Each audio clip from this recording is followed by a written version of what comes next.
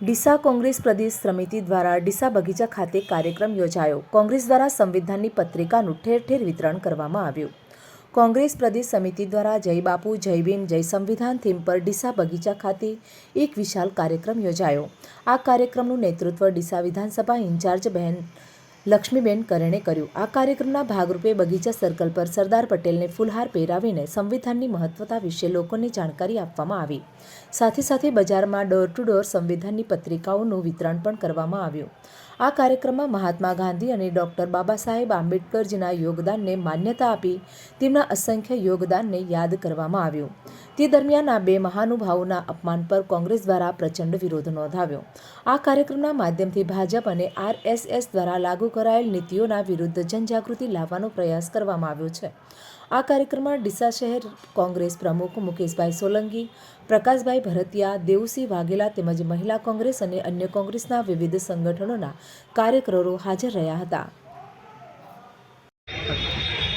આજે અમારા પ્રદેશ સમિતિ દ્વારા જય બાબા સાહેબ, જય બંધારણ, જય બાપુ, જય બાપુ, જય બંધારણ, જય બાબા સાહેબ આ રીતનો એક કાર્યક્રમ આપેલો છે। અને આખા ગુજરાતમાં નહીં પણ આખા ભારતમાં પણ આખા અઠવાડિયા દરમિયાન જુદી જુદી જગ્યાએ જુદા જુદા દિવસે લોકોને જે અત્યારની સ્થિતિમાં ગુમરાહ કરવામાં આવે છે અને દેશની આર્થિક પરિસ્થિતિ કથળી રહી છે, લોકો મોંઘવારીમાં પીડાઈ રહ્યા છે, લોકોના જે એમના મૂળભૂત પ્રશ્નોને પ્રાધાન્ય આપ્યા વગર ધ્યાન ભટકાવવા માટે અને માત્ર ને માત્ર રાજકારણ કરવા માટેની જે અત્યારની સરકારની નીતિ છે એની સામે બંધારણ આપણું શું છે, આપણા બંધારણીય હકો શું છે, બાબા સાહેબે અને બીજા સ્વતંત્ર સેનાનીઓએ, મહાત્મા ગાંધીએ, સરદાર પટેલે, જવાહરલાલ નહેરુએ, આઝાદ સાહેબે, ઇન્દિરાજીએ, લાલ બહાદુર શાસ્ત્રીએ, જે અત્યાર સુધીના જે નેતાઓ છે એમણે શું શું લોહી રેડ્યું છે, રાજીવ ગાંધીએ ભારત માટે શું કર્યું છે, મનમોહનસિંહે ભારત માટે શું કર્યું છે, આ બધી જ બાબતો કોંગ્રેસ પક્ષ લોકોને ધ્યાને દોરવા માગે છે।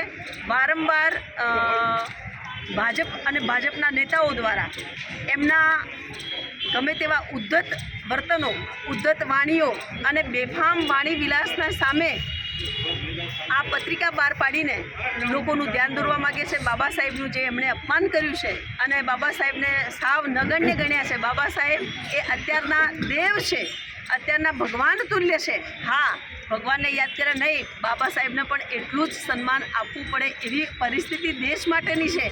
તો બાબા સાહેબને માન સન્માન આપવા માટે, બાપુના સિદ્ધાંતોનું પાલન કરવા માટે અને ભારતની આઝાદી કાયમ રહે, લોકોના અધિકારો જે બંધારણ દ્વારા મળ્યા છે એ કાયમ રહે, એ વાતને ઉજાગર કરવા માટેનો કોંગ્રેસ પક્ષનો અમારો બધાનો પ્રયત્ન છે અને એ પ્રયત્ન અમે કરશું અને લોકો અમારી સાથે જોડાશે। એ કાર્યક્રમ એના અંતર્ગત ભાગરૂપે આજે હું ડીસા આવી છું પક્ષની જવાબદારી લઈને અને લોકોએ